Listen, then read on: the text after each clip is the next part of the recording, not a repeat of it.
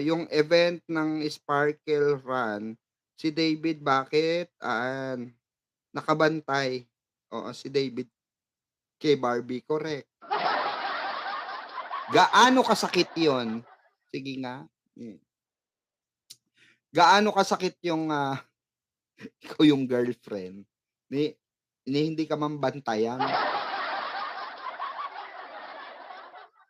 'di ka man sundan, 'di ba? Hmm, oh, 'di ba? Oh, sige, hindi, 'wag na natin idaho, okey. Bigyan na lang natin ng fiction. Hmm. Fiction? Fiction pa gusto ni mo? Hindi,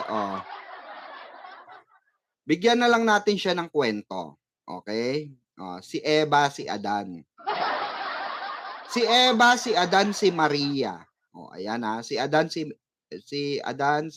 Eva, at si Maria. Ay hindi pala, si Eva, at si Maria na lang. Oh, sige si Eva, si Adan, si Maria na lang.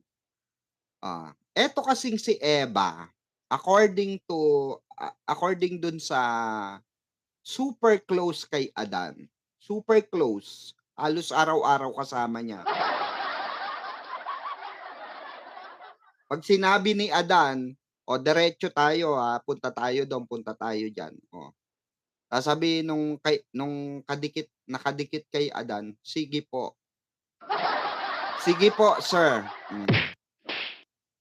According dun kay Adan, okey, dun sa ano, malapit kay Adan, never ever daw, oo. Etong ano, Maria, eto yung ano, na-link sa kanya na girlfriend niya daw dati, 2024. 2024 girlfriend daw nito ni Adan. So etong si Adan 'no, ang sabi nung close kay Adan, never ever daw niyang nakitang naisakay, oo, or sinakay nila itong si Maria. Na kuno ay rumored GF, rumored GF, rumored GF na si Maria, oo, ni Adan. So ngayon, itong si ano, si Maria, natuklasan according doon sa close kay Adan, oh, sabi nung close kay Adan, "Ay hindi," ganito pagkakakuwento, "Ay hindi, never namin never naisakay ni Adan yang ano na yan, babae na yan, si Maria. Yaan, sa pagkakaalam ko, yaan ay ano, ah, kapamilya nung nag-aayos or contractor, nag-aayos, contractor nung kanyang business sa Pampanga." Hmm. So, nagtanong, may nakietsos. Sabi, "Eh, 'di ba business partner ni Adan si Maria?" "Ay hindi, walang binigay 'yan. About sa construction lang yung pinag-uusapan nila ni sir." Ganun ba?" "Oo," sabing gano'n. So ngayon 'no, mga kabarda, itong si ano, si Maria lumalabas 'no, lumalabas na ano, na cover up. Kasi nga malaki na at umiingay na ang issue kay Adan at kay Eva, 'di ba? Oh. Itong si Eva, February pa pala break doon sa ex niya. Hmm. February 2024 break na pala daw di umano itong dalawa na ito. Kaya nung nagsu-shooting sila nung yung mga last ano nila, teleserye nila, kaya pala napapabalitang sweet itong si Eva at si Adan. Dahil alam pala nito ni Eva na cover up lang si Maria. Hmm. 'Di ba? May gano'n. Nage-gets nyo ba? Press 1 nga kung gets nyo. Sige nga, patalinuhan nga. Labasan nga ng talino. Dali. Dali. Labasan ng talino.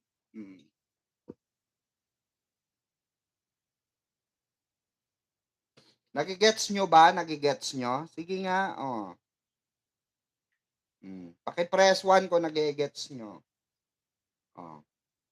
Sige nga, kung nage-gets nyo, sino si Maria? Oh. Sino si Eva?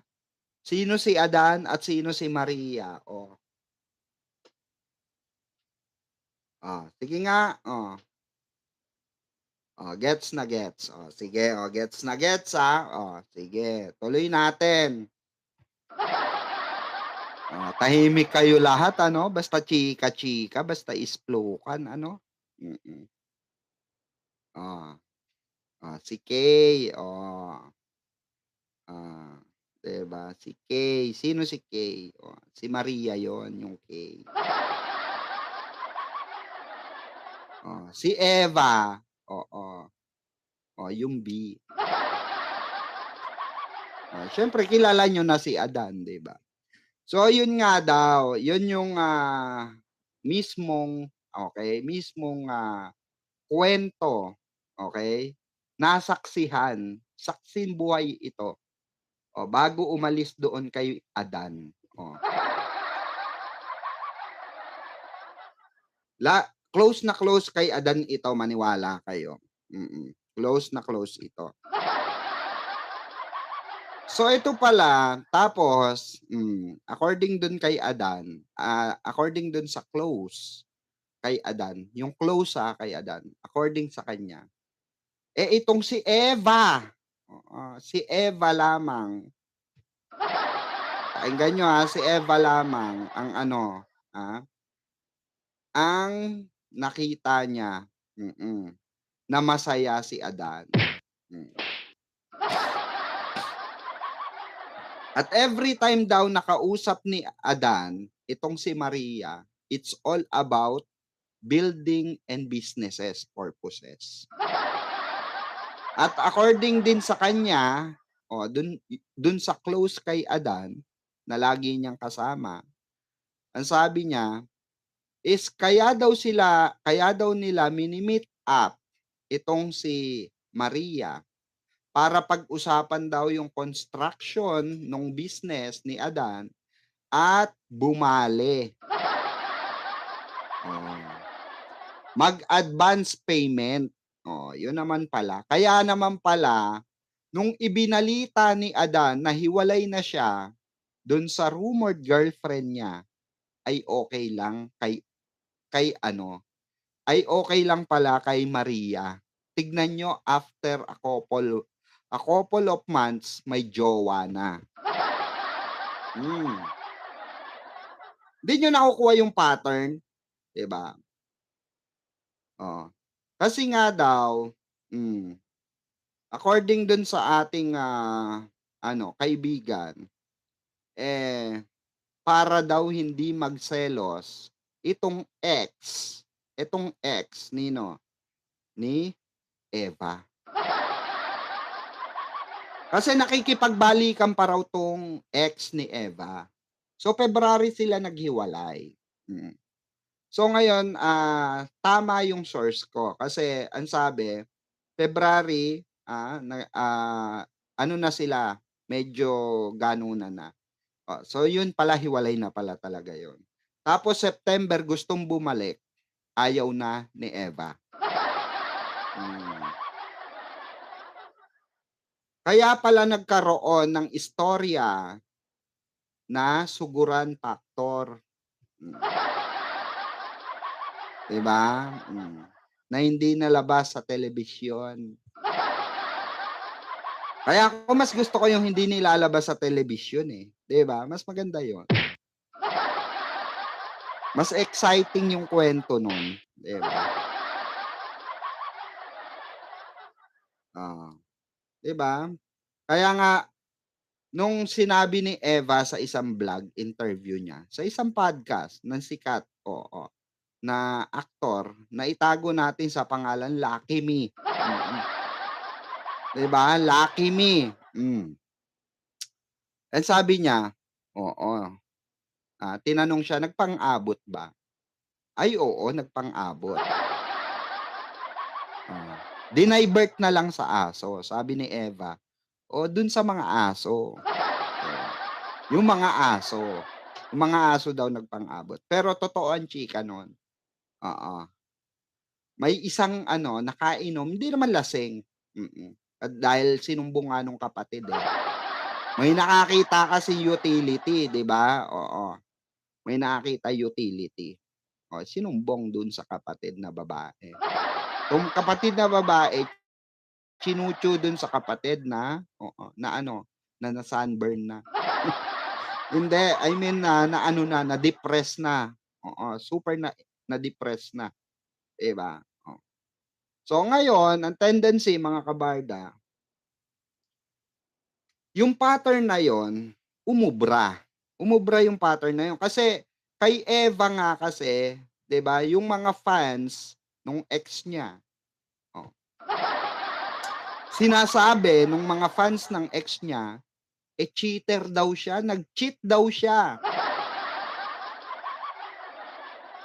Eh, samantalang February, dahil wala ngang alam yung mga fans nung lalaki, oh, para sa kanila niloko yung idol nilang lalaki, 'di ba, na nagbebenta ng fishball at kikiam.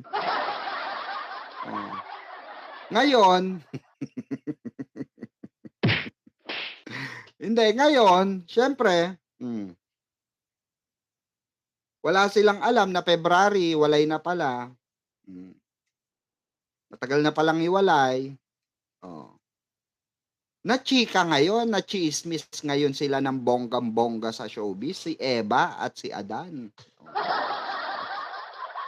Na may relasyon, may tagong relasyon dahil ang dami daw nakakakita sa set ng kanilang teleserye, yung kanilang last teleserye, na super sweet daw at ultimo ang direktor ay na-booking sila. Hmm.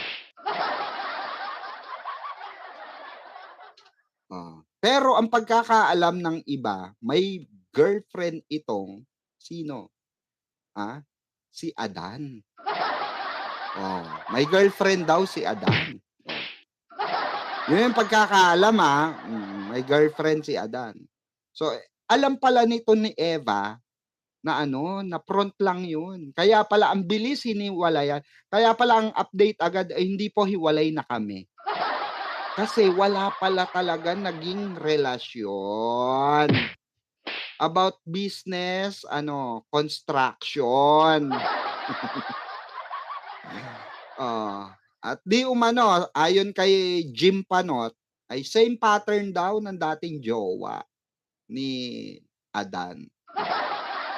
So, ibig sabihin kung same pattern dun sa dating ano, kuno ay jowa na hindi naman naging jowa, oh, may testigo, eh, may testigo. According dun sa ano, dun kay Jim Panot na same pattern daw. So, ibig sabihin may tendency same pattern ito? What do you think? What do you think? Thinking of you a lot away. I drive myself crazy, drive myself crazy. So it means, hmm, may tendency bang panligaw ito? Sa tingin niyo, kayo comment down below, analyze niyong mabuti. Kung same ano, analogy yung sinasabi nila, same pattern yung ginagawa ni Adan, kung same pattern yung ginagawa ni Adan ngayon dun sa same 'di ba, na kuno ay non-showbiz GF, ibig sabihin may tendency hindi rin niya talaga jowa, 'di ba? Hmm, 'di ba?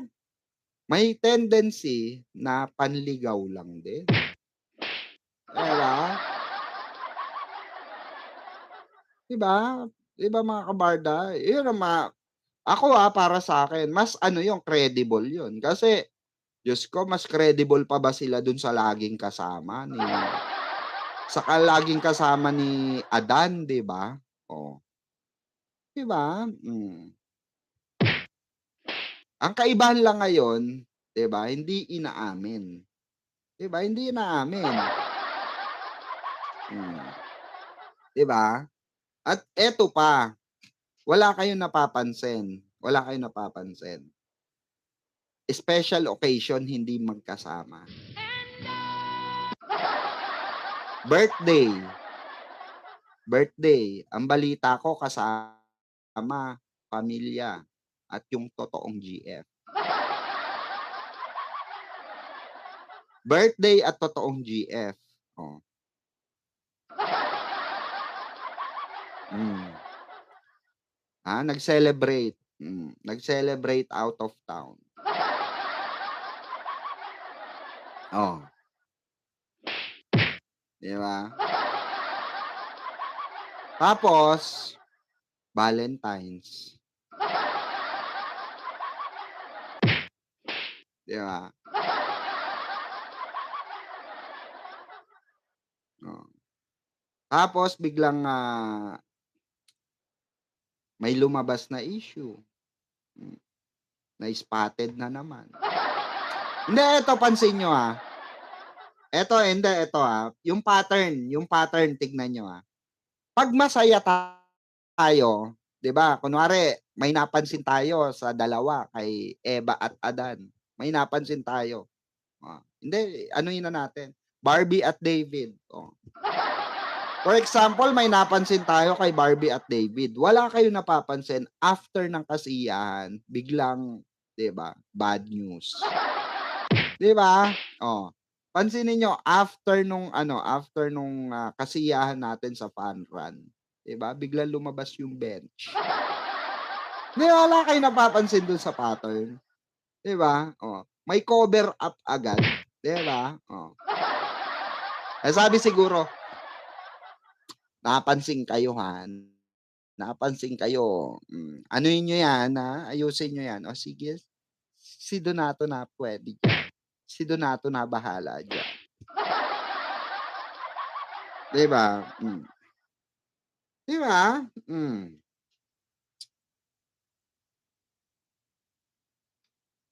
'Yun yung sinasabi natin, oh.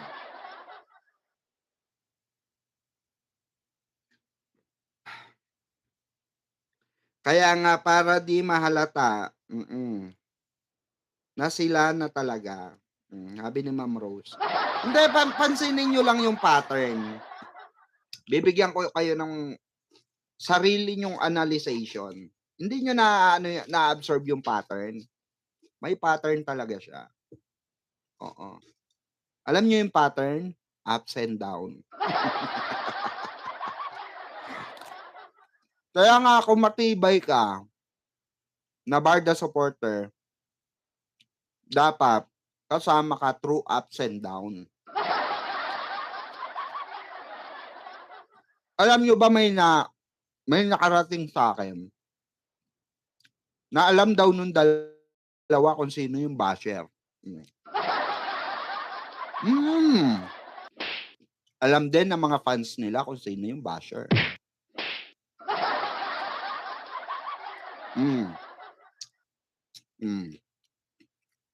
Kaya naisip ko, si Jim Panot ay sugo din ng GMA kasi sila ang nagkakalat ng kontrabarda, come to think of it. Sabi ni Ma'am, J Family Learning, no? Well, Ma'am J Family Learning, ba't di ka na member? Ayaw mo na ba sa'kin? Ayaw mo na pa-member kay ano, Mamang Pickles? 'Di ba dati member kita? Ayaw na ata sa'kin ni Ma'am J Family Learning. 'Di na naka-member. Hmm. Sabi niya siguro ayoko na kay Mamang Pickles. Hindi ka nagla-live, iiwan na kita.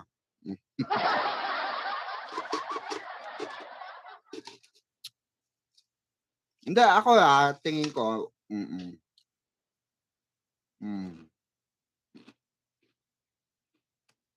Hindi ka pa ba member?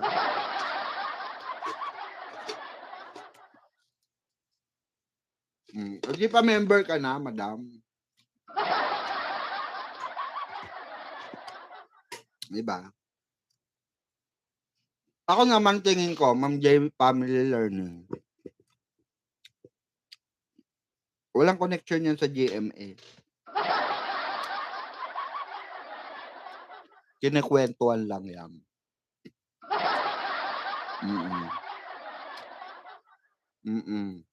Kinukwentuhan lang 'yan. Walang kinalaman 'yan or walang kinalaman ang GMA diyan. Ba't ka naman pasasahurin ng GMA, 'di ba? Tingin niyo yung itsura ni Panot kayo magsabi sa sarili niyo, tingin niyo yung itsura ni Panot pasahurin niyo yun? Itsura pa lang mukhang hindi na paniniwalaan, 'di ba?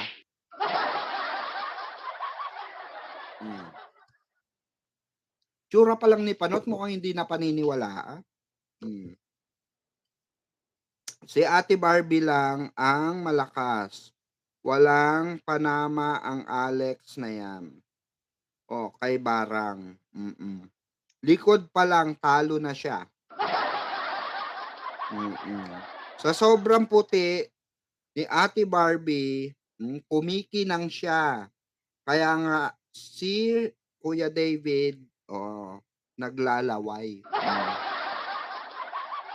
Sabi ni Luis, ayan, Sinel, shout out. Luisi, shout out daw. Sabi ni Hana Bornales. Kasi 'di ba, yung pattern mga kabarda parehas na parehas. 'Di ba? Spotted, 'di ba? Walang sweetness.